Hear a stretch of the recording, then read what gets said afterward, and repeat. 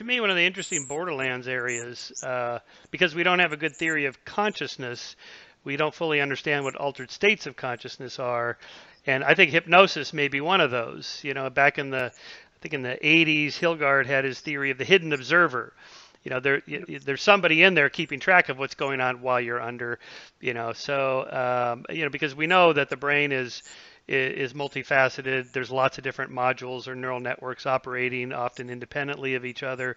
The self is something of an illusion, and we don't even know where that happens. But that you have all these programs simultaneously running, and that under hypnosis, one part is running, at a subconscious level, keeping track of things, while the conscious part is under or whatever. But I haven't looked at any of that literature in probably 10 or 15 years to see what people are saying about what hypnosis is. I'd be curious to know what you think it is as a one-time practitioner, and maybe you still employ a little bit of that. I do, yeah. Well, I mean, there was historically always been one school of thought saying it's a special state, and another school saying, it's just kind of behavior and how people's behavior can be manipulated. And as I understand, those kind of two worlds have sort of merged now, which I think is probably much more accurate.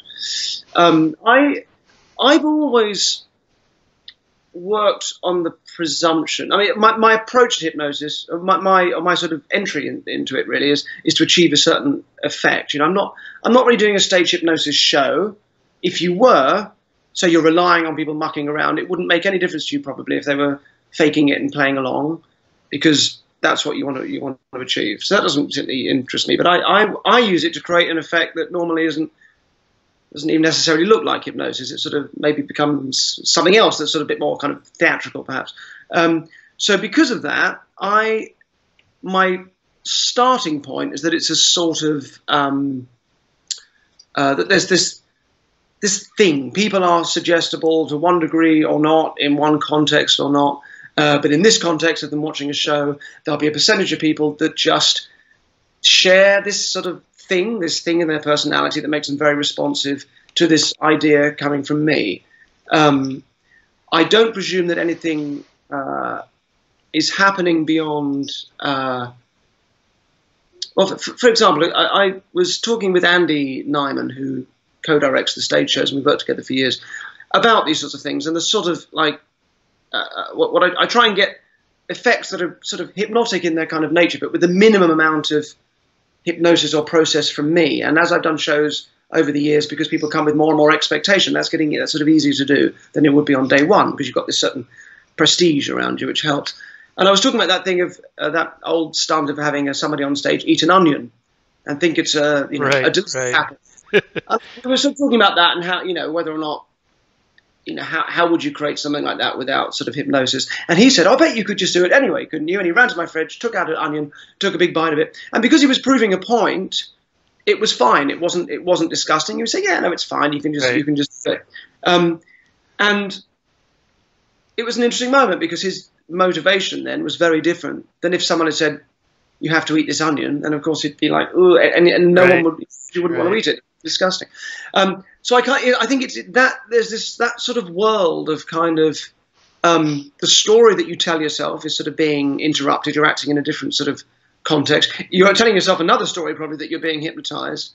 If I told someone to forget that something had happened, I would imagine at some point they're going to remember again. I don't think I'm doing anything that's sort of fundamentally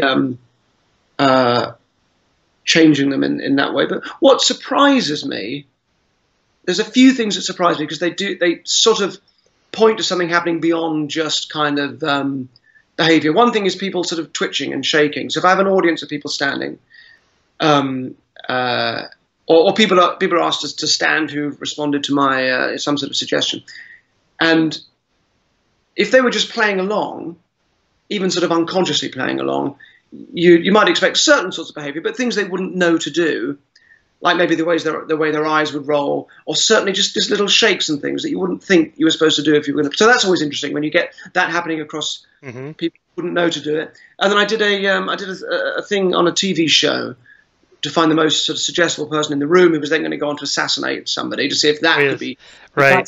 the whole Bobby Kennedy story. Right. Was it even is that a non-starter or could it happen? But what was interesting about it was that it didn't matter, for the sake of this bit of the TV show, whether it worked or not. So I had a couple of clinical hypnotists and academic guys with me, and we were just going to explore this. And we did two tests that were of interest. One was the acid test, which of course where this phrase, the acid test, comes from, where they're given what they believe is very corrosive and dangerous acid, which we demonstrate in the studio. They're then given it under hypnosis, and they're told they will throw it in someone's face when they wake up. But of course, they're given water. We all see they're given water, but as far as they're concerned, they've been given the acid. And then on cue, do they do it or not? Because the idea is if you're playing along, right, of course, you're not going to throw the acid. And they all do it. But we thought they probably would do it because, you still know you're in a TV studio and something in the back of your mind is going to go, this is pretty safe, you wouldn't be asked to do it. So that was fine, and we kind of thought they probably would do it. But it finished with this guy in an ice bath.